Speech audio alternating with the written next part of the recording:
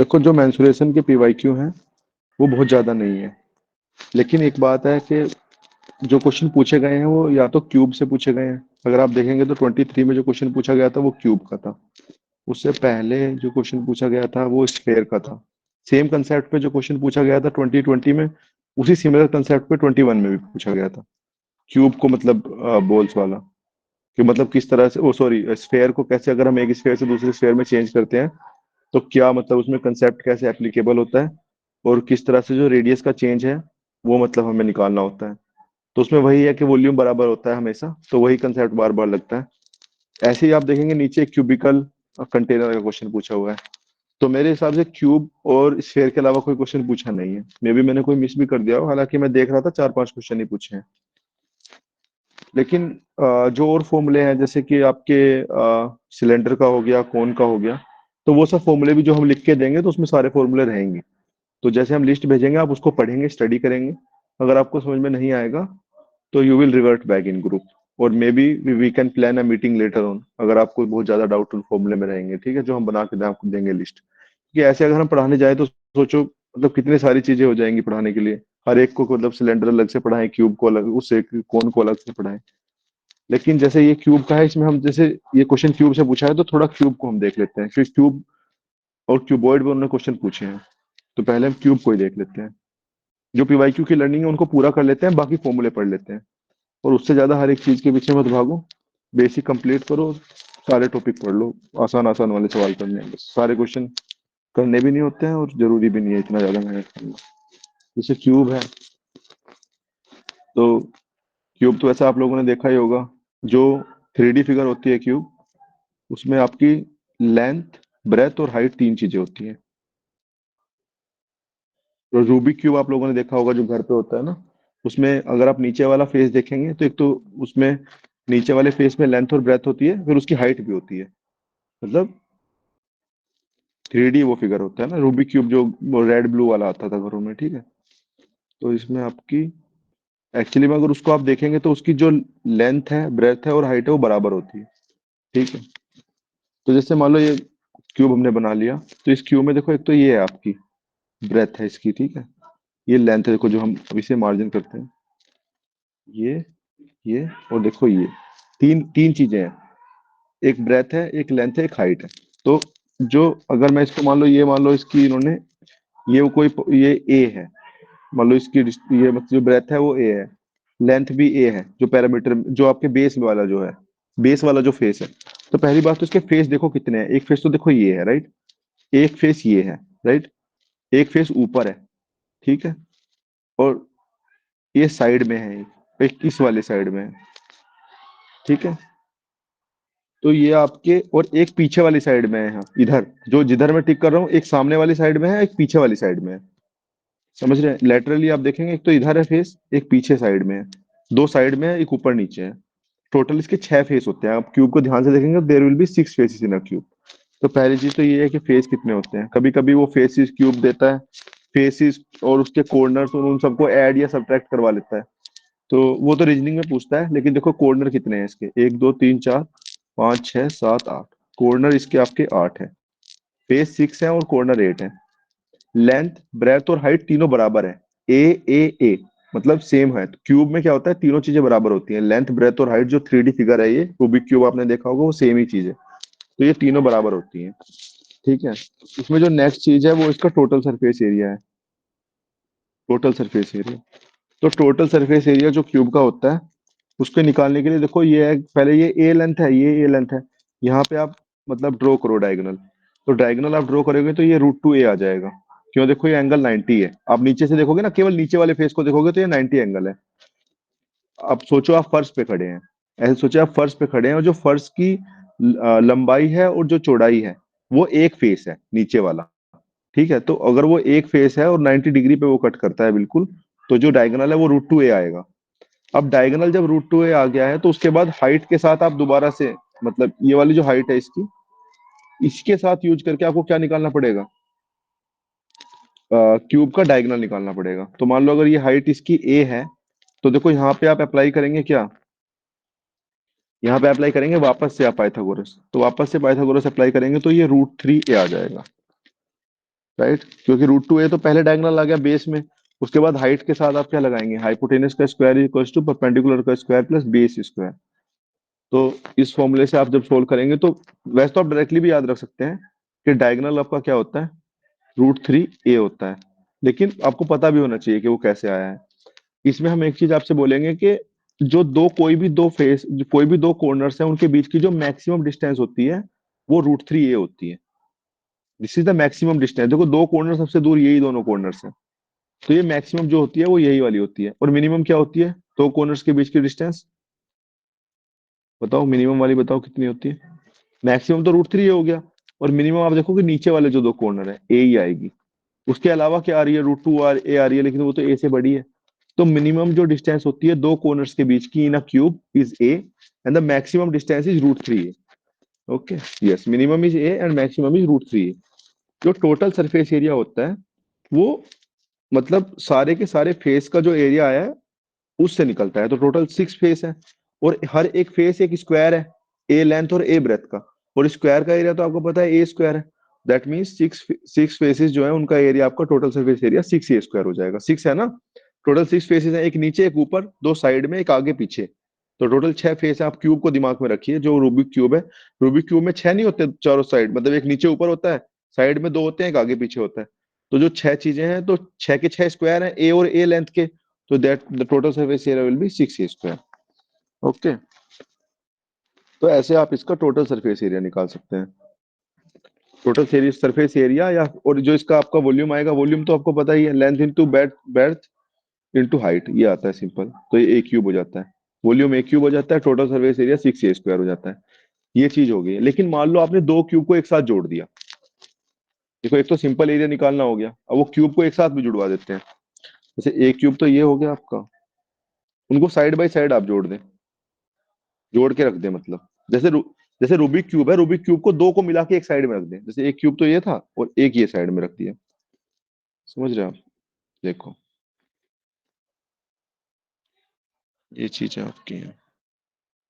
ऐसे मान लो हमने बना दिया, दो क्यूब मान लो हमने बना दिया। समझ रहे हैं आप? थोड़ा ये फिगर ऐसे बना है, इसको डिफॉर्म फिगर है, लेकिन ये एक क्यूब ये है और एक क्यूब ये है, इनको मिला के रख दिया है साइड में, साइड टू साइड। तो जब आप साइड टू साइड मिला के रखेंगे तो आप ध्यान से देखेंगे एक फेस कॉमन हो जाएगा बीच में। जब क्यूब को भी आप मिला के रखेंगे रूबिक क्यूब को, तो बीच में एक फेस कॉमन नहीं हो जाएगा, दो को मिला देंगे तो बीच वाला फेस तो सेम रह जाएगा। तो जो पहले वाला था उसके पांच पांच फेसेस तो बचे हैं अभी भी, टोटल 6 फेस है, लेकिन 5 फेसेस तो बचे हैं अभी भी। और दूसरे वाले के कितने फेस बचे हैं बताओ? पहले वाले के 5 फेसेस बचे हैं, और दूसरे वाले के कितने फेसेस बचे हैं जो दिख रहे हैं, मतलब बीच वाले को छोड़ के, क्योंकि बीच वाला दोनों में कॉमन हो गया है एक फेस, ये वाला फेस कॉमन हो गया है। उसके अलावा कितने फेस बचे हैं? 5 फेसेस, राइट। तो 5 फेसेस इसके बचे हैं और 5 फेसेस दूसरे वाले के बचे हैं। तो इसका जो टोटल सरफेस एरिया आएगा वो कितना आएगा? 10a² आएगा, राइट। एक तो कॉमन हो गया ना बीच में, वो जो बीच वाला था वो तो कॉमन हो गया। टोटल कितना आएगा फिर? 10a²। इसको एक और तरह से भी कर सकते हैं एक्चुअली में। जब मैं आपको अभी क्यूबॉइड बढ़ाऊंगा तो क्यूबॉइड का जो एरिया आता है वो आपका क्या आता है, length into breadth plus breadth into height plus height into length into 2 times. मतलब उसकी लेंथ ब्रेथ और हाइट अलग अलग होती है। क्यूबॉइड में क्या होता है, लेंथ ब्रेथ और हाइट अलग अलग होती है, और क्यूब में लेंथ ब्रेथ और हाइट तीनों सेम होती है। तो जब उसमें क्यूबॉइड में लेंथ ब्रेथ और हाइट अलग अलग होती है, तो हर एक फेस का एरिया निकाल के डबल कर दो। पहले बेस का निकालोगे L इंटू बी, फिर दूसरे वाले फेस का निकालोगे B इंटू H, फिर तीसरे वाले का निकालोगे H इंटू L, और दोनों हर एक फेस 2 बार है। जो नीचे बेस में है वो ऊपर भी तो है, छत की तरह। जैसे बेस है तो छत भी है, समझ रहे हैं आप? जो फर्श है तो छत भी है। तो ऐसे डबल डबल आपके दो बनेंगे, तो उसको 2 टाइम्स आपको करना पड़ेगा। इस केस में भी एक पूरा क्यूबॉइड हो सकता है। अगर ये क्यूबॉइड होगा तो ये लेंथ ए है, तो ये भी लेंथ ए है। तो टोटल बेस कितना हो जाएगा? 2a। और बेस का एरिया कितना हो जाएगा? 2a इंटू ए, क्योंकि देखो ये तो ए ही है, लेंथ तो ए ही है, लेकिन ब्रेथ 2a है। तो 2a इंटू ए प्लस, अब देखो दूसरे वाला फेस बचेगा, ब्रेथ इंटू हाइट बचेगा, ब्रेथ इंटू हाइट। तो ये आपका ए इंटू ए ही हो जाएगा, है ना। ए ये है और ए ऊपर है, देखो साइड वाले में, A इंटू ए प्लस तीसरा केस क्या बचेगा, सामने वाला फेस। सामने वाले फेस में आपका सामने वाला जो फेस है उसमें देखो वापस से जो ब्रेथ है वो 2a आ जाएगी और हाइट a आ जाएगी H इंटू एल में, तो वापस से A इंटू 2a। और ये तीनों फेस डबल टाइम है तो 2 टाइम्स आप निकालेंगे। तो आपका आंसर जो आ जाएगा वो आ जाएगा 2 टाइम्स, और ये आपका आ जाएगा 5 a स्क्वायर, मतलब 10 a स्क्वायर आ जाएगा। दोनों ही केस में अगर आप ब्रेथ को, अगर उनको मिला के रखते हैं तो जो वो कॉमन फेस है उसको आप ध्यान में रखेंगे। कभी कभी वो ऐसे पूछता है कि मिला के रख दिए तो कितना सरफेस एरिया आ जाएगा, ऐसे साइड बाय साइड हम क्यूब्स को मिला के रख दें तो कितना सरफेस एरिया आपका आ जाएगा, तो वो ऐसे ही आता है। ओके, तो you will handle it easily. इसी क्यूब में जो हम आपको बता रहे थे क्यूबॉइड, क्यूबॉइड की लेंथ ब्रेथ और हाइट अलग अलग होती है, LBH। तो देखो एक फेस का एरिया L×B, दूसरे फेस का एरिया B×H, और तीसरे फेस का area H×L, right. L×B, B×H, H×L, अलग अलग तीन फेस, लेकिन हर एक फेस 2 बार रिपीट हो रहा है तो 2 टाइम्स कर देंगे। तो ये तो टोटल सरफेस एरिया हो गया। और वॉल्यूम कैसे निकलेगा? बेस का क्षेत्रफल कितना है आपका, या एरिया कितना है, L×B, और उसमें हाइट की मल्टीप्लाई कर देंगे तो वॉल्यूम आ जाएगा, LBH उसका वॉल्यूम आ जाएगा। अलग अलग चीजें सेम केस में अगर लेंथ ब्रेथ और हाइट सेम है तो A क्यूब हो जाएगा उसका आपका वॉल्यूम, क्यूब के केस में। तो क्यूब और क्यूबॉइड में मेनली दो फॉर्मूले हैं, टोटल सरफेस एरिया और वॉल्यूम। ये दोनों फॉर्मूले पे वो थोड़ा बहुत चेंज करके क्वेश्चन पूछता रहता है। कभी कभी क्यूब्स को एक साथ वो मतलब ऐसे मिला के रख देता है बहुत सारे क्यूब्स को, तो उस केस में भी वो आपसे सरफेस एरिया पूछता है। तो वो आप या तो क्यूबॉइड बना सकते हैं या फेसेस को काउंट कर सकते हैं, कितने फेस है वहां से आप एरिया निकाल सकते हैं। तो I think I have made my point clear कि आपको कैसे निकालना है एरिया इसका, या फिर कैसे निकालना है वॉल्यूम, और इनकी क्या इन मतलब निटी ग्रिटीज है। लेकिन हाँ, अब देखो क्यूबॉइड के केस में मैं आपसे अगर डायगोनल पूछूं तो कैसे निकालेंगे? Let suppose I have a cuboid. Okay, तो मान लो ये क्यूबॉइड है, क्यूब नहीं है। क्यूबॉइड का लेंथ ब्रेथ और हाइट अलग होगा, तो मान लो लेंथ इसकी L है और ब्रेथ इसकी लेंथ इसकी L है और ब्रेथ इसकी B है और हाइट H है। तो देखो पहले तो आप क्या करोगे, पहले आपको क्या करना है, पहले ये वाला निकाल देना है बेस। बेस में आप कैसे निकालेंगे 3D में, अगर आपको डायगोनल निकालना है तो सोचिए आप कैसे निकालेंगे। पहले नीचे वाला डायगोनल निकाल लेंगे जो नीचे बेस वाले का है, तो ये आ जाएगा √L² + B²। वापस से आप दोबारा से पाइथागोरस लगाएंगे जैसे पहले लगाई थी, तो यहाँ पे आ जाएगा L² + B² + H² का रूट। तो √L² + B² + H²। This is the diagonal in case of a cuboid. Cuboid के केस में भी आपको डायगोनल क्या आएगा, √L² + B² + H²। और यही मैक्सिमम होगा between any two corners, maximum distance यही होगी। इसमें क्वेश्चन जो आता है जनरली वो ये आता है, वो बोलते हैं कि आपको आपको किसी कमरे में एक लकड़ी को रखना है, तो वो लकड़ी की मैक्सिमम वो कितनी हो सकती है लेंथ, मैक्सिमम कितने लेंथ की आप लकड़ी उसमें रख सकते हैं रूम के अंदर, या वुड रख सकते हैं। तो जो उसका डायगोनल होता है that's the maximum length you can actually put in a cube, in A room. तो उस केस में आपको उसका डायगोनल निकाल देना। डायगोनल के लिए लेंथ ब्रेथ और हाइट दी होगी, आप डायगोनल निकालिए, वही उसकी मैक्सिमम होगी। ये क्वेश्चन प्रीवियस ईयर में CDS में कई बार पूछा है। CVPF में तो उतना नहीं पूछते हैं, मेंसुरेशन बेसिक पूछते हैं, बट जो है इसमें ये डायगोनल आप निकाल सकते हैं। इसका डायगोनल √L² + B² + H² आपका आ जाएगा। इसी केस में इसका वॉल्यूम भी हमने बता दिया आपको, और सरफेस एरिया भी बता दिया। अच्छा ये बताओ कि क्यूबॉइड के केस में मिनिमम डिस्टेंस कितनी होगी दो कॉर्नर के बीच की? जैसे इन case of cube it was A, but in case of cuboid what will be the minimum distance between two corners? Anyone? What will be the minimum distance in case of a cuboid between two corners? Maximum distance is the diagonal, but what is the minimum distance?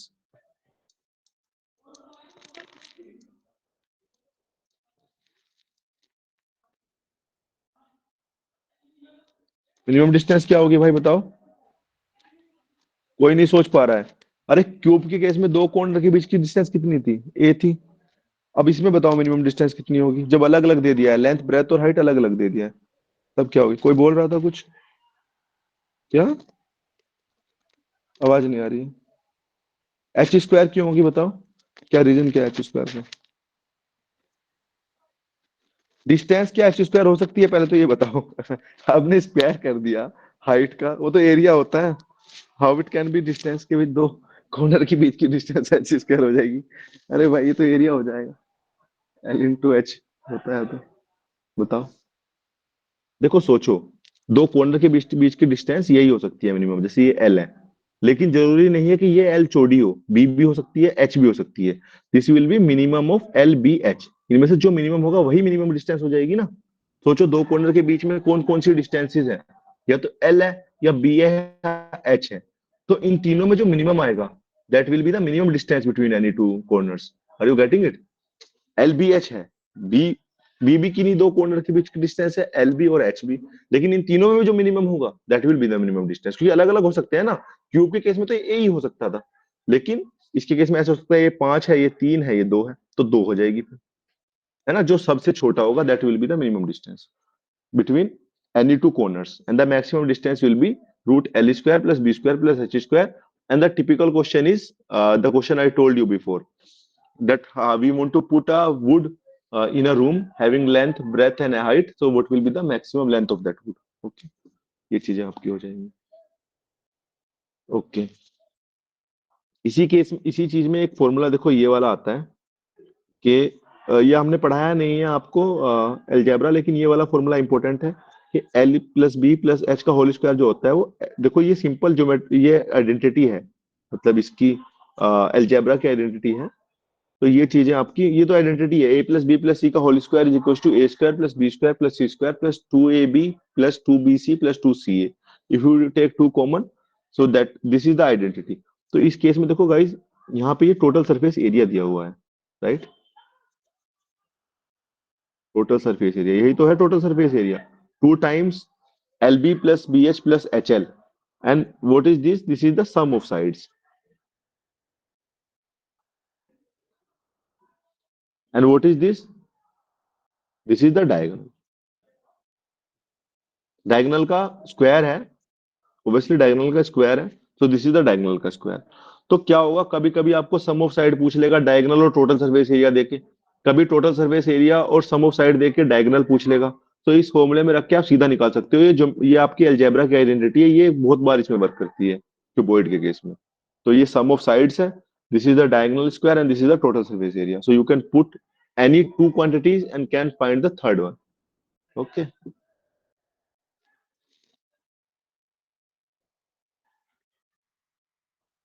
अच्छा। एक question जो CDS में पूछा था वो हम आपसे पूछ लेते हैं, हालांकि वो फॉर्मूले में हम लिख के देखें, लेकिन जो पूछा था वो हम पूछ लेते हैं। उसमें ऐसा फिगर बना रखा था, देखिए। एक मतलब हम टिपिकली बना रहे हैं, क्वेश्चन को समझिए, ये स्क्वायर नहीं है, क्यूब है, इसको क्यूब मान लीजिए, ठीक है। एक क्यूब यहाँ दिया था, इसको भी एक क्यूब मानना बीच वाले को, और ये नीचे साइड में भी एक क्यूब मानना, ठीक है। नीचे भी एक क्यूब मानना और ऊपर भी एक क्यूब मानना। देखो जो हमने टिक किया है वो सब क्यूब है, समझ रहे हैं? उस डायग्राम उसमें बना हुआ था, हम नहीं बना पा रहे हैं अभी सही से, डिफॉर्म हो जाएगा वो। ये पांच क्यूब ऐसे दिए हुए, तो उन्होंने पूछा था टोटल सरफेस एरिया कितना है। तो इस केस में आप मुझे बताओ कि कितने फेसेस होंगे इसमें, मतलब जितने फेस होगा उतना ही सरफेस एरिया होगा। देखो एक फेस का surface area in case of a cube क्या होता है, ए स्क्वायर, और in case of a cuboid क्या होता है, L upon L into B, या बी इंटू एच, या एच इंटू एल। यही तो होता है फेस का एरिया, किसी भी फेस का एरिया। तो आप इसमें फेस गिन के बताओ कितने फेस है। 25? No, 25 won't be the answer. Yes, anyone else? देखो गाइज, जो ऊपर वाला, ये ऊपर वाला क्यूब है, ये जो ऊपर वाला क्यूब है, इसका पांच फेसेस आप काउंट कर लो, पांच फेसेस आप काउंट कर लो, right. 22, yes, 22 will be the answer.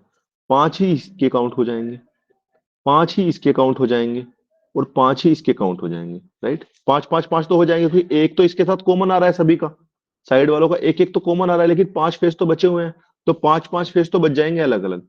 लेकिन जो बीच में कॉमन आ रहा है, अब देखो ये जो कॉमन आ रहा है, इस केस में केवल दो ही फेस इसके बचेंगे, एक सामने जो मेरी तरफ देख रहा है ऐसे, मेरी तरफ दिखने वाला, एक पीछे की तरफ दिखने वाला। So only two faces will be common यहाँ पे। बीच वाले में केवल दो ही फेस बचे, चार तो घेर लिए ना चारों तरफ से, तो दो ही बचे ना, एक पीछे और एक आगे। सोचो, थोड़ा दिमाग लगाओ, दौड़ाओ इमेजिनेशन को, तो 22 ए स्क्वायर आ जाएगा। तो ऐसे आपको किसी भी तरह से लगा के दे, आप समझ जाना कि ए स्क्वायर एक का एरिया है, और उसी हिसाब से आप सेट कर देना। ये बहुत बार पूछा है कि मिला देते हैं, उस हिसाब से वो पूछते हैं। इसी में एक चीज और हम आपको बताना चाहेंगे कि मान लो कोई स्क्वायर है, देखो क्यूब स्क्वायर ही है, क्यूब क्या है, क्यूब छह स्क्वायर ही तो हैं, अलग अलग, मतलब नीचे ऊपर साइड में टोटल छह स्क्वायर ही तो हैं। और क्यूबॉइड क्या है? अगर क्यूब छह स्क्वायर है तो क्यूबॉइड क्या है, बताओ कोई भी। क्यूब अगर छह स्क्वायर है तो क्यूबॉइड क्या है, एनालॉजी में बताओ। If cube is equal to six rectangle square then sir. Cuboid is, yes, six rectangle है ना। उनकी अलग अलग हो गई है ना, लेंथ और ब्रेथ, तो उस टाइम उस केस में वो रेक्टेंगल हो जाता है, अदरवाइज स्क्वायर हो जाता है। स्क्वायर और रेक्टेंगल तो आपको पता ही है, बेसिक फॉर्मूला है स्क्वायर, उसके पैरामीटर और उन सब के। तो उसी तरह से देखो इस केस में वो 6 रेक्टेंगल हो जाते हैं। तो डिपेंडिंग अपॉन आप कहाँ से, जैसे मान लो मैं अब आपसे ये क्वेश्चन पूछूं, ये बताना आप लोग, मान लो ये तो क्यूब में बना रहा हूँ, ये तो क्यूबॉइड में बना रहा हूँ एक्चुअली, मान लो ये क्यूबॉइड है, ये क्यूबॉइड है, और इसके साइड में मैंने छोटा स्क्वायर ऐड कर दिया, इसके साइड में मैंने छोटा वो क्यूब ऐड कर दिया, क्यूब क्यूब स्क्वायर कर रहा हूँ, मान लो ये क्यूबॉइड है, ये क्यूब है और ये क्यूबॉइड है। मतलब इस केस में मैं क्यूबॉइड के साइड में क्यूब को ऐड कर रहा हूँ, पहले मैं क्यूब की साइड में क्यूब रख रहा था, अब क्यूबॉइड के साइड में क्यूब रख रहा हूँ। तो इस केस में टोटल सरफेस एरिया कितना आएगा? तो पहले तो आप इस क्यूबॉइड के ये वाला फेस छोड़ दो, जिस वाले फेस पे ऐड है वो देखो, उस फेस को आप कॉमन वाले को छोड़ दो, ये वाले फेस पे तो ऐड है ना साइड से, तो इस वाले को छोड़ दो। इस वाले को छोड़ के 5 फेसेस बचे हैं, पहले तो ये निकाल दो, 5 फेसेस का एरिया देख लो कि कौन से वाली साइड उसमें ऐड है। मान लो साइड बाय साइड लिख रहा है, रख साइड बाय साइड रख रहा है, तो इसकी देखो हाइट एक तो इसमें अटैच होगी और इसका लेंथ इसमें अटैच होगी, राइट? हाइट और लेंथ इसकी अटैच हो जाएगी इसमें, है ना? हाइट और लेंथ वाला जो फेस है, एक फेस वो क्यूब के साइड में आ जाएगा, और इस क्यूब का भी कुछ एरिया होगा इस फेस का, जो ये वाला फेस इस साइड में है, तो 5 फेस का तो डायरेक्ट निकल जाएगा इधर से, 5 का इधर से निकल जाएगा डायरेक्ट। लेकिन जो बीच वाला फेस है, उसमें आपको पहले क्यूबॉइड का पूरा एरिया निकालना पड़ेगा और क्यूब के एरिया को घटाना पड़ेगा, मतलब एच एल माइनस ए स्क्वायर करना पड़ेगा इस फेस के लिए। समझ रहे हो आप क्यों करना पड़ेगा? क्योंकि टोटल तो एच एल है, और उसके बीच में से देखो आपने ए स्क्वायर वाला एरिया हटा दिया जो छिप गया है अंदर। देखो वो वाला सरफेस एरिया में नहीं बचा ना, वो तो अंदर चला गया ना, समझो उसके साइड में रखने के बाद ये ए स्क्वायर एरिया तो इस वाले फेस का अंदर चला गया जो साइड में रखा था। और जो एच एल है वो ज्यादा है, बड़ा क्यूबॉइड है, तो एच एल माइनस ए स्क्वायर को आप जोड़ देंगे किसमें? 5 टाइम, 5 टाइम आप इनका एरिया निकालने के बाद 5 ए स्क्वायर, वो सब जो भी कुछ दिया होगा उसके हिसाब से। मैं आपको बस सोचना सिखा रहा हूँ कि अगर वो ऐसे ऐड करते हैं उस केस में आप कैसे निकाल सकते हैं। Just have to apply your mind and find any of the surface area. Okay. Cube के केस में देखो एक चीज और भी है, वो हम पहले स्क्वायर के केस में समझाएंगे, क्यूब तब क्यूब के केस में समझाएंगे। जैसे कोई देखो, कोई अगर आपके पास सर्कल है, और सर्कल के अंदर आप कोई भी स्क्वायर रख दे रहे हैं, सर्कल के अंदर आप कोई भी स्क्वायर रख दे रहे हैं, तो जो स्क्वायर है ना, तो स्क्वायर का जो डायगोनल होता है ना, diagonal is equal to the diameter of this circle. तो diagonal of square is equal to diameter of circle. देखो ये जो है ना सर, ये सेंटर से पास होता है, देखो ये 2r है, और अगर इसकी साइड a थी तो ये a√2 है, इसका मतलब 2r is equal to a√2। a√2 आता है ना डायगोनल, और 2r आता है आपका डायमीटर, तो diameter is equal to the diagonal. इन इसमें क्या करता है, कभी आपको रेडियस दे देगा तो आप दूसरी वाली चीज निकाल दोगे, और उसका फिर मान लोगे स्क्वायर का एरिया बताओ, कभी कभी बचे हुए पार्ट का एरिया पूछ लेगा। तो this is in 2D diameter of square is equal to diagonal of square is equal to diameter of circle. एक दूसरी चीज भी है, मान लो ये आपका सर्कल है, इसके बाहर आपका कोई स्क्वायर है, देखो अंदर या बाहर हो सकता है ना, समझ लो यही दो चीजें केस बनते हैं, या तो अंदर या बाहर। अगर बाहर का केस बनता है, अगर बाहर का केस बनता है, तो बाहर के केस में क्या होता है कि देखो ये जो है ना, ये हाफ होता है इसका, मैंने कल उस दिन भी बताया था कि अगर ये 2r है तो 2r किसके बराबर होगा? a के बराबर होगा। 2r साइड के बराबर होता है। The diameter is equal to side, अगर वो उसको अंदर सर्क्यूमस्क्राइब कर रहा है, अगर सर्कल को कोई भी स्क्वायर सर्क्यूमस्क्राइब कर रहा है, मतलब सर्कल को स्क्वायर सर्क्यूमस्क्राइब कर रहा है, तो 2r is equal to a आ जाएगा। तो दोनों केस में आप निकाल सकते हैं। इसी चीज को स्फेयर जो आता है उसका, देखो 3D में जो चीज 2D में सर्कल है, तो 3D में स्फेयर होता है, राइट? 3D में सर्कल का एनालॉजी जो होती है वो स्फेयर से होती है, तो स्फेयर क्यूब के साथ आता है। तो मान लो जैसे कोई स्फेयर है, ये क्यूब है, तो जो अगर आप क्यूब के अंदर स्फेयर रखेंगे, तो आप ऐसे सोचे जैसे आपने स्क्वायर के अंदर सर्कल रखा है, जैसे स्क्वायर के अंदर सर्कल रखा था वैसे क्यूब के अंदर आपका स्फेयर रखा जाएगा। तो उस केस में जो इसका डायगोनल होता है वो √3a होता है। √3a की वैल्यू जो है वहां से फिर उसके बराबर रखेंगे आप, उसके डायमीटर के, डायमीटर क्या है उस केस में आपका 2r है, तो 2r is equal to √3a। In case of a, वो क्यूब के अंदर आप जैसे यहाँ पे डायगोनल की जैसे diagonal of a square is equal to the diameter of a circle, similarly यहाँ पे भी आपका डायमीटर और डायगोनल बराबर होंगे। 3D के केस में क्यूब एंड स्क्वायर में वो क्वेश्चन पूछते हैं। तो उस तरह से आप अप्लाई कर सकते हैं। सिमिलर कंसेप्ट जो ये वाला है उसको भी अप्लाई कर सकते हैं। अगर वो बाहर से मान लो आप किसी स्फेयर के अंदर क्यूब रख दे रहे हैं तो वो भी हो सकता है ना। तो उस केस में आप ये वाला कंसेप्ट लगाएंगे, वापस से हाफ कर देंगे उसका, मतलब 2r इज इक्वल टू ये आ जाएगा फिर। ओके, तो you have to apply the same concept in analogy from 2D to 3D, पूछ सकता है। तो ये चीजें आपकी होगी। इसमें एक चीज हमें और बतानी थी कि मान लो कोई अगर आपके पास स्क्वायर है और उस स्क्वायर को वो बीच में से ऐसे काट दे रहा है, यहाँ मतलब ये पूरा जाना था लेकिन बीच में से काट दिया। तो देखो गाइस, ये पूरा ए था, ये ए था, ये ए था, ये बी लेंथ उन्होंने काट दी मान लो।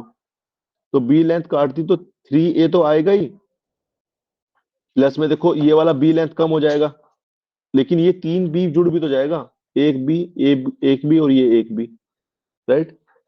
3b कम हो जाएगा लेकिन मतलब एक बी कम हो जाए, एक ये जो बी है ये पूरा पार्ट जो है इस वाले नीचे वाले बी को ऊपर वाले इस वाले के साथ जोड़ सकते हो तो पूरा ए ही हो जाएगा। मतलब ये नीचे वाला बी प्लस ये ऊपर वाली दो साइड्स मिलके वापस से ए हो जाएगा। और साइड में दो एक्स्ट्रा है, 2b, इसका मतलब 4a प्लस 2b, ये वाला पैरामीटर आएगा। अगर मैं वहां से बीच में से एक कट कर दूं तो पैरामीटर बढ़ जाता है, पैरामीटर इंक्रीजेस, राइट। ये सिंपल कंसेप्ट है 2D का। वही कंसेप्ट 3D में अप्लाई होता है कि जब मतलब आप कुछ मतलब किसी फिगर में से बीच में से किसी चीज को निकाल देते हैं तो पैरामीटर बढ़ जाता है। सिंपल कंसेप्ट है। मतलब अगर आप सोच के देखेंगे, जो रास्ता आप तय कर रहे थे उसको आपको ज्यादा तय करना पड़ रहा है। Parameter is you are actually walking on the path. तो जितना आपको रास्ता तय करना पड़ रहा है उससे ज्यादा रास्ता तय करना पड़ रहा है। बीच में से आपने काट दिया, वो तीन नीचे जाएंगे, फिर साइड में जाएंगे, फिर ऊपर जाएंगे, समझ रहे हैं। तो पैरामीटर बढ़ जाता है। सेम कंसेप्ट क्यूब में होता है। जब क्यूब आप काट देते हैं तो पैरामीटर बढ़ जाता है, और जब वो पैरामीटर बढ़ जाता है तो उसका रिफ्लेक्शन होता है, मतलब सरफेस एरिया बढ़ने में भी। तो जैसे ये वाला क्वेश्चन था, ये क्वेश्चन इसी से पूछा गया था एक्चुअली में। ये जो हमने अभी आपको बताया 2D वाला, वो 3D में ऐसे ही पूछा गया था। ये 2023 का जो क्वेश्चन है देखो, पहले तो 64 cubes of line side 2 centimetre are combined to form a cube of 8 centimetre. अब देखो इन्होंने क्या किया है कि 4 of the smaller cubes along the diagonal of a surface are removed from the surface of the larger cube, then which of the following statement about the surface area of this object is true। जब आप उसको चार ऐसे निकाल देंगे तो उसमें क्या होगा कि जो बचा हुआ पार्ट है उसमें ज्यादा स्क्वायर बच जाएंगे, जो सरफेस एरिया है वो बढ़ जाएगा। जो सिमिलर कंसेप्ट 2D का है वो 3D में रिफ्लेक्ट होगा। whenever you will actually from a square, then also this surface area will increase because उसकी जो सरफेस है वो बढ़ जाएगी। सिमिलर कंसेप्ट इसमें पूछा गया था। इसमें देखो करने के लिए, सोल्व करने के लिए कुछ नहीं है। जब भी वो निकालेगा सिमिलर क्वेश्चन पूछेगा, उसका सरफेस एरिया उससे ज्यादा ही आएगा। लेकिन वो कैसे आएगा, that I have told you through an example in D, क्योंकि 3D में देखना मुश्किल है, 2D वाले को आप एनालॉजी के साथ अप्लाई कर सकते हो 3D में। तो दिस इज द थिंग, इसका मोर देन सरफेस एरिया आएगा। अब देखो सिमिलर कंसेप्ट जो पूछा है वो इसमें पूछा है, किसमें, आपके इसमें मेल्ट करने में। तो जैसे आप कभी भी मेल्ट, देखो एक बात ये है कि अगर आपसे, अगर कोई वायर है, वायर को बेंड कर रहे हैं और क्या बना रहे हैं, स्क्वायर बना रहे हैं, वो सर्कल बना रहे हैं, तो जो वायर की लेंथ है वो किसके बराबर हो जाएगी, 2πr के बराबर हो जाएगी। जो पहले जो सर्कल की परिधि बनी होगी या सर्क्यूमफ्रेंस बनी होगी वही तो वायर की लेंथ होगी, तो एल बराबर 2πr हो जाएगा। तो पहला कंसेप्ट तो आपको आता है सर्क्यूमफ्रेंस से। पहले तो आप अगर वो चेंज कर रहे हैं फॉर्म तो उनकी सर्क्यूमफ्रेंस बराबर रख दो, पैरामीटर बराबर रख दो, वहां से एक कंसेप्ट निकलता है। दूसरा ये है कि वॉल्यूम में चेंज करना। अगर मान लो आप मेल्ट कर रहे हैं किसी स्फेयर को और उससे छोटे छोटे दो तीन स्फेयर बना दे रहे हैं, एक ये, एक ये, एक ये, तो इस केस में क्या होगा, उनका वॉल्यूम जो होगा ना नए वालों का, वो हमेशा सेम आएगा मेल्टिंग। सोचो अगर आप निकाल भी दोगे तीन चार चीजें उसमें से, तो जितना सामान पहले वाले में रख सकते थे उतना ही दूसरे वाले में रख सकते थे।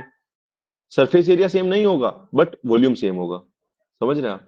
सरफेस एरिया तो पहले वाले को तो बाहर बाहर था, अब अंदर से निकालते रहोगे तो ज्यादा बढ़ नहीं जाएगा सरफेस एरिया। वही चीज है ना, काट को अगर आप काटोगे तो सरफेस एरिया तो बढ़ जाएगा। वो तो सिंपल कंसेप्ट है, सरफेस एरिया बढ़ ही जाएगा ना। ऊपर नहीं बताया अभी आपको, जो पहले बताया स्क्वायर के केस में, बट वॉल्यूम हमेशा सेम रहेगा। वो जितनी क्वांटिटी रख सकते थे उतनी ही रखेंगे, राइट। जितनी वॉल्यूम क्या होता है कि जितनी कैपेसिटी किसी बर्तन की होती है वही वॉल्यूम होता है। तो अगर आप उसको दूसरे दूसरे किसी फॉर्म में चेंज करोगे, मेल्ट करके या किसी भी तरह से, तो वॉल्यूम हमेशा सेम आएगा। तो this is another concept. Okay, तो जैसे ये क्वेश्चन आपका है, इस क्वेश्चन में क्या है कि उन्होंने पूछा है कि a solid spherical ball of iron is melted and two new balls are made whose diameters are in the ratio 1:2। तो डायमीटर का रेशो जो है वो 1:2 है। The ratio of the volume of the smaller ball to the new ball is.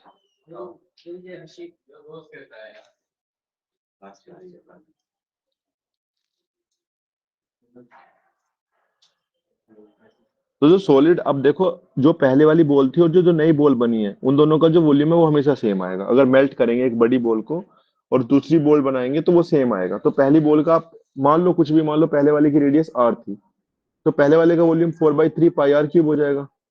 अब जो next जो बनाई है दूसरे वाली, जो टू न्यू बॉल्स बनी है, तो उनका वॉल्यूम भी सेम आएगा। अब उनकी डायमीटर किस रेशो में दिया है, 1:2, तो रेडियस भी उसी रेशो में होगी। तो मतलब R1/R2 कितना आ जाएगा, वो भी 1/2 आ जाएगा भाई। डायमीटर क्या होगा, 2 टाइम्स रेडियस, तो टू तो कट ही जाएगा, बचेगा क्या, रेडियस का रेशो। और वॉल्यूम सेम आएगा। तो अगर ये पहले वाले का आपका एक्स है रेडियस, तो दूसरे का 2x है, रेशो का मतलब यही तो है। तो पहले वाले का वॉल्यूम 4/3 पाई x क्यूब, तो दूसरे वाले का 4/3 पाई इंटू 2x का क्यूब, ये आ जाएगा। ठीक है, 4/3 पाई तो अब कट जाएगा पूरा। उन्होंने पूछा है ratio of the volume of the smaller ball to the original ball. तो आपको पहले रेडियस का कुछ रिलेशन निकल जाएगा ना, यहाँ से जो रेडियस का रिलेशन आएगा आपस में, उसी से आप उनका रेशो निकाल लेंगे। तो देखो यहाँ से 4/3 पाई आर क्यूब तो कट जाएगा, आर क्यूब की वैल्यू क्या आ जाएगी, x³ प्लस 8x³, मतलब R³ is equal to 9x³।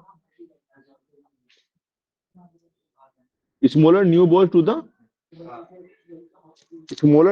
The original ball. तो देखो क्या बोला है इन्होंने, smaller new ball. Smaller new ball कौन सी थी, जिसकी रेडियस x थी, और जो दूसरी बॉल बनी थी उसकी रेडियस 2x थी। दो बॉल बनी थी ना, तो एक की रेडियस x थी, जो नई बॉल बनी थी, दूसरी की रेडियस 2x थी। तो जो x रेडियस वाला का क्यू वो आएगा वॉल्यूम, वो उन्होंने पूछा है दूसरे वाले से। तो x³ की वैल्यू क्या आ रही है आपकी, R³/9 आ रही है। तो जो स्मॉलर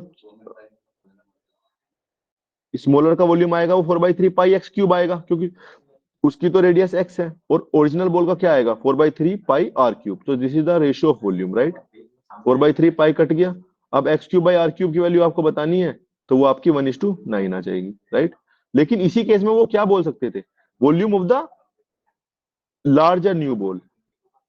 ठीक है, लार्जर न्यू बॉल बोलते तो आपको क्या करना पड़ता, इस केस में आपको 4/3 पाई इंटू यहाँ पे 2x लेना पड़ता, 2x का क्यूब, क्योंकि लार्जर न्यू बॉल की रेडियस तो 2x हो जाती, और नीचे 4/3 पाई इंटू r³ आ जाता। तो ये कट जाता, और ये 8x³ बाई r³ आ जाता, और x³ बाई r³ की वैल्यू क्या आ जाती फिर आपकी, 1/9। तो आंसर आपका 8/9 आ जाता, इन case of a larger new ball. समझ रहे हैं आप, स्मॉलर न्यू बॉल के केस में आपने स्मॉलर न्यू बॉल की रेडियस ली, लार्जर न्यू बॉल के केस में आप लार्जर न्यू बॉल की रेडियस लेते हैं। Vote ever it is given, आप उसको ध्यान से पढ़ के सोल्व करेंगे। यहाँ पे चेंज भी हो सकता है। तो मेल्टिंग के केस में, मतलब मेरा कहने का ये था कि अगर मेल्टिंग का क्वेश्चन आ रहा है,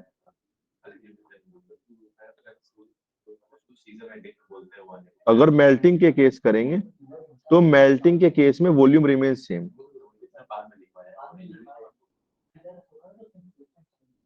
वॉल्यूम रिमेन सेम, ओके। इसी केस में देखो अगला जो क्वेश्चन है, 8 metallic balls of 1 centimetre radius each are melted into one ball. तो diameter of the new ball पूछा है, तो इस केस में भी आपको यही करना है कि 8 बॉल थी, उनको एक, तो 8 बॉल का वॉल्यूम कितना आएगा, 4/3 पाई इंटू 1 क्यूब। तो नई बॉल बनाइए, उसकी रेडियस मान लो आर है, तो आर का क्यूब आ जाएगी, सेम आएगा ना वॉल्यूम, रेडियस आर के केस में सेम वॉल्यूम आ जाएगा। तो आर की वैल्यू कितनी आ जाएगी, 2 सेंटीमीटर। तो देखो ध्यान देखोगे, डायमीटर पूछा है, आंसर में 2 भी दिया है, रेडियस को टिक नहीं करना, डायमीटर कितना आएगा, 4 सेंटीमीटर, है ना। तो 2r = 4। ध्यान से ये देख लेना, डायमीटर पूछा है क्या, वॉल्यूम पूछा है। अब देखो ये वाला भी देखो उन्होंने सेम पूछा है, अगले वाला क्वेश्चन ये आप सोल्व करिए। ये भी सेम पूछा है, क्यूब हमने पढ़ा दिया, क्यूब मतलब क्यूबिकल कंटेनर भी पढ़ा दिया है, और स्फेरिकल कंटेनर भी पढ़ा दिया है। अब देखो ध्यान से, इसको करो सोल्व।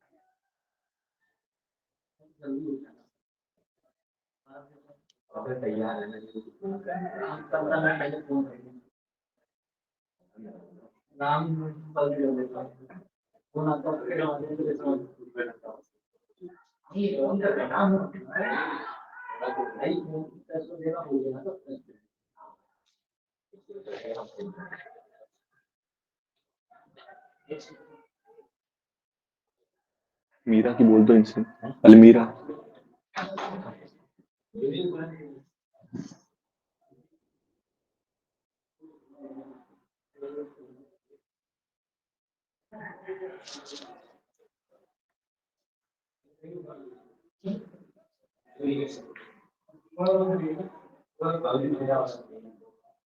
बताइए कुणाल, कैसे किया आपने? सिंपल ही था वैसे तो। पहले आप क्यूबिकल कंटेनर का देखो, बताओ कैसे आपने इसको सोल्व किया। पहले क्यूबिकल कंटेनर का आपने वो देखा होगा कि कितना वॉल्यूम है तो कितना लीटर पानी आ रहा है, उसी हिसाब से आपने स्फेयर का देखा होगा, राइट? स्फेयर का वॉल्यूम भी सिंपल निकल जाएगा, 4/3 पाई r क्यूब से निकल जाएगा। I will send the formula list and use भी किया है। और ऊपर क्यूब दिया है, उसको 10 क्यूब आ जाएगा। तो उसका आप सोल्व करेंगे, you will get the answer. Nice. Okay, कैसे करेंगे देखो। वॉल्यूम कितना है क्यूब का? 10 क्यूब, इसका मतलब इसका 1000 सेंटीमीटर क्यूब है, राइट? 1000 सेंटीमीटर का क्यूब है। 1000 सेंटीमीटर के क्यूब में कितना आ रहा है? 1 लीटर वाटर वाटर आ रहा है। ये उन्होंने दिया है हमें, 1000 सेंटीमीटर का क्यूब 1 लीटर आ रहा है। अब देखो इसका क्या आ जाएगा, 4/3 पाई इंटू r का क्यूब, यही तो वॉल्यूम आएगा। तो 4/3 पाई r का क्यूब की वैल्यू कितनी आई थी कुणाल? इसकी कितना वॉल्यूम आया? अभी सोल्ड इट, कितना है बताओ? स्क्वायर का कितना? 4851 सेंटीमीटर, ये आया है देखो, 4851 सेंटीमीटर क्यूब आया है। तो जब 1000 सेंटीमीटर क्यूब 1 लीटर पानी रख रहा है, तो 1 सेंटीमीटर क्यूब कितना रखेगा? 1/1000 लीटर। तो फिर 4851 का निकाल दो, सिंपल। 4851/1000 लीटर इतना आएगा, यानी 4.8 लीटर आएगा लगभग। This is the answer C, more than 4.5 but less than 5। आपने देख लिया कि पहले में 1 सेंटीमीटर क्यूब में कितना आ रहा था लीटर, तो दूसरे अब कुछ और भी पूछ सकता था, मतलब नया सवाल भी बन सकता था। क्यों ऐसे भी बोल सकता था कि क्या जो सिलेंडर है, रेडियस आर जिसकी है 10 सेंटीमीटर और हाइट है 5 सेंटीमीटर, वो कितना रखेगा? तो उस केस में देखो, जो फॉर्मूला हम लिख के भेजेंगे तो आप सोल्व करना, पाई r स्क्वायर h होता है। तो पाई r स्क्वायर h से आप उसका वॉल्यूम निकाल के वहां पे देख सकते थे। कुछ भी पूछ सकता है। वॉल्यूम वाला कॉन्सेप्ट मतलब काफी कॉमन रहा है।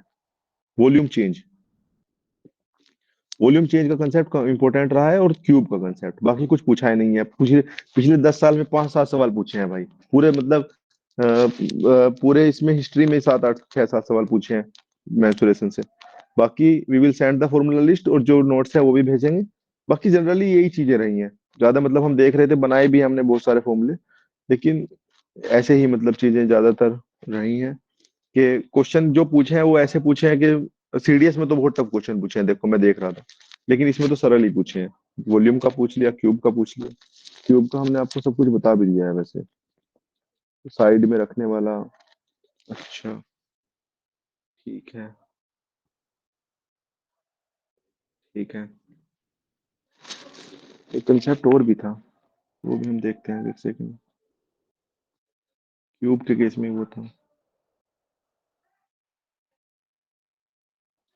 कर लेंगे वैसे उसको, आप फॉर्मूले में हम भेजेंगे तब कर लेंगे। अच्छा, एरिया वाला बता दिया था। एरिया ऑफ 4 वॉल्स बताया हमने आपको, एक कंसेप्ट ये है, एरिया ऑफ 4 वॉल्स। मतलब अगर कोई कमरा है तो उसके जो 4 दीवारें हैं उनका कितना एरिया आता है। मतलब एक साइड वाली दीवार, देखो आप ध्यान से सोचो, एक नीचे हो गया बेस। देखो सोचो, आप कमरे में खड़े हैं, लेंथ और ब्रेथ है नीचे, और ऊपर हाइट है। तो उस केस में आपका जो एरिया आएगा वो कितना आएगा? सबसे पहले बेस का एरिया कितना आ जाएगा, L/B। लेकिन जो बेस का एरिया एरिया है वही छत का एरिया है, तो देखो ये 2 टाइम्स L/B आ जाएगा, राइट। सिमिलरली आप हाइट के साथ में देखिए, हाइट के साथ में क्या आएगा, जो साइड जो जो उसका छत और बेस है उसके साथ में हाइट भी आपके साथ अटैच है, तो इसका जो एरिया ऑफ 4 वॉल्स आता है वो parameter of base into height आता है।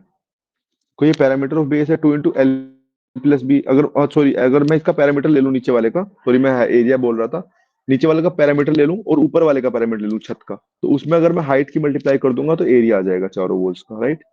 पैरामीटर आपने पूरा ले लिया है, उसमें हाइट की मल्टीप्लाई कर दी है, सो दैट एक साइड से पहली वाली वॉल का और दूसरे साइड से दूसरे वाली वॉल का, so that will give you the area of 4 walls. Okay, area of 4 walls आपका आ जाएगा L/H/B/H प्लस B/H, 2 बार आएगा, लेंथ और ब्रेथ के साथ हाइट की मल्टीप्लाई होगी।